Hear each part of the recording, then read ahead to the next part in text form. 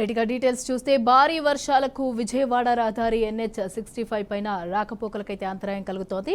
ఇక హైదరాబాద్ నుంచి విజయవాడ వెళ్లే వాహనాలు నార్కట్పల్లి అద్దంకి వైపు మళ్లిస్తున్నారు. అలాగే కొన్ని వాహనాలను ఖమ్మం వైపు దారి మళ్లిస్తున్నారు. కోదాడ రామాపురం చెక్పోస్ట్ వద్ద నెమ్మదిగా వాహనాలైతే కదులుతున్నాయి. అయితే కోదాడ వద్ద జాతీయ రహదారి పైన ఒకవైపు మాత్రమే వాహనాలకు అనుమతి ఇస్తున్నారు. మరోవైపు కోదాడ, హుజూర్ నగర్, మిర్యాలగూడ ఇవన్నీ కూడా నీట మునిగాయి.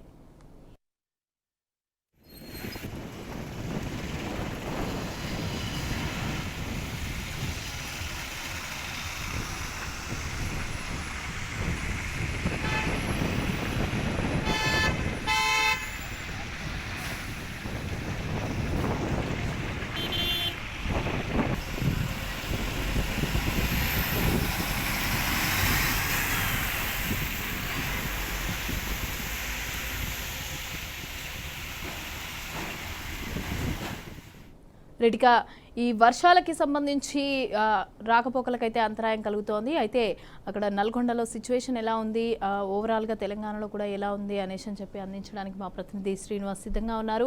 శ్రీనివాస్, అసలు అక్కడ సిచ్యువేషన్ ఏంటి, అక్కడ వాహనాలకి సంబంధించి ట్రాఫిక్కి సంబంధించి దారి మళ్లిస్తున్నట్టుగా తెలుస్తోంది, డీటెయిల్స్ ఏంటి? Good morning Mamata. తెలంగాణలోని సుదీర్ఘంగా 2 రోజుల పాటు జరుగుతున్నటువంటి వర్షాలకు కురుస్తున్నటువంటి పరిస్థితి. ఇదే సంబంధించి చూసినట్లయితే ఉమ్మడి నల్గొండ జిల్లాలో యాదాద్రి, సూర్యాపేట, నల్గొండ, ఉమ్మడి నల్గొండ జిల్లాలోని పెద్ద ఎత్తున జలమయమైనటువంటి పరిస్థితి. ప్రధానంగా చూసుకున్నట్లయితే విజయవాడ హైవే సంబంధించి హైదరాబాద్ టు విజయవాడ హైవే పెద్ద ఎత్తున జల దిగ్బంధంలో చిక్కుకుందని చెప్పవచ్చు. జగ్గైపేట దగ్గర సంబంధించినటువంటి హైవేకి సంబంధించినటువంటి వాహనాలని విజయవాడకు సంబంధించినటువంటి వెళ్లే వాహనాలు నార్కట్పల్లికి సంబంధించినటువంటి అద్దంకి హైవే నుండి రూట్ మళ్లించి గుంటూరు మీదుగా విజయవాడకు వెళ్లాలని ఇప్పటికే పోలీస్ అధికారులు కూడా సూచించినటువంటి పరిస్థితి. ప్రధానంగా చూసినట్లయితే జాతీయ రహదారి విజయవాడ హైవే నార్కట్పల్లి నుంచి సంబంధించినటువంటి మిర్యాలగూడ, వాడపల్లి బ్రిడ్జి మీదుగా గుంటూరు నుండి నేరుగా విజయవాడ వెళ్లాలని కూడా ఇప్పటికే పోలీసు ఉన్నతాధికారులు సూచనలు చేస్తున్నారు. జాతీయ రహదారి మీద ఎప్పటికప్పుడు చెక్ పోస్టులు కూడా ఏర్పాటు చేసి ప్రతి 5 కిలోమీటర్స్ ఒకసారి కూడా వారికి ఎలాంటి ఇబ్బంది కలగకుండా వాహనదారులకు సూచనలు కూడా చేస్తున్నటువంటి పరిస్థితి.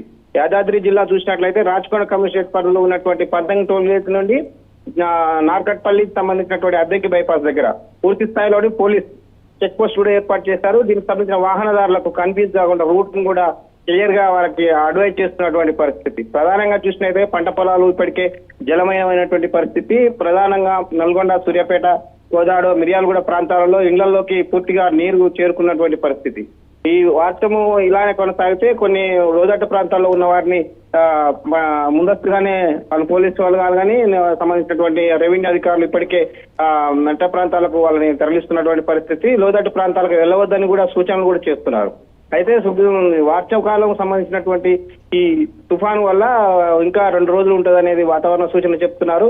ఈ ముందస్తుగా చర్యలు కూడా రెవెన్యూ అధికారులు, జిల్లా కలెక్టర్లు ఇప్పటికే ఆదేశించినట్లు కూడా పూర్తి స్థాయిలోని అధికారులు కూడా వివిధ ప్రాంతాల్లోని వారికి ఎప్పటికప్పుడు సూచనలు కూడా చేస్తున్నారు. ప్రధానంగా జాతీయ రహదారులు జలమయమైనటువంటి విజయవాడ, హైదరాబాద్ టు విజయవాడ వెళ్లాల్సిన వారు పూర్తి స్థాయిలో పోలీసు వాళ్ళకు సంబంధించిన హైవే పోలీసు సంబంధించిన గైడ్స్ తోని వెళ్లాలని కూడా ఇప్పటికే పోలీసు వారు సూచనలు కూడా చేశారు. హైదరాబాద్ కు సంబంధించిన వెళ్ళినటువంటి వారు రాచకొండ కమిషనరేట్ పరిధిలో ఉన్నటువంటి యాదాద్రి జిల్లా చౌటుప్పల్ టోల్ ప్లాజా నుంచి మొదలుకుంటే నల్గొండ పోలీసులకు సంబంధించి నార్కట్పల్లి సంబంధించినటువంటి అద్దంకి బైపాస్ దగ్గర వాళ్లకు సూచనలు కూడా చేశారు. ప్రధానంగా వాడపల్లి, మిర్యాలగూడ మీదుగా వాడపల్లి బ్యారేజ్ తర్వాత గుంటూరు రూట్ లోని క్లియర్ గా విజయవాడ వెళ్ళడానికి రూట్ మ్యాప్ కూడా తయారు చేసినటువంటి పరిస్థితి. మమత. అలాగే శ్రీనివాస్, స్థానికంగా ఉన్న జనావాసాలకి సంబంధించి వాళ్ళకి ఎటువంటి చర్యలు తీసుకుంటారు? అంటే మళ్లింపడమా లేకపోతే ఏంటి, అక్కడ ఉన్న వారికి ఎలాంటి సౌకర్యాలు కల్పిస్తున్నారు?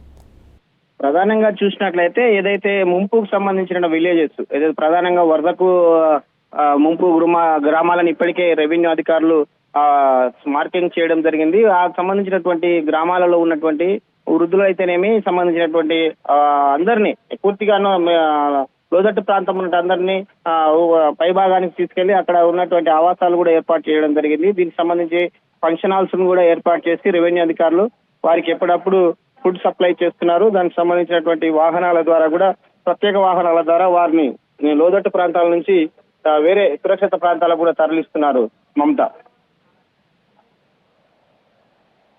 Thank you Srinivas.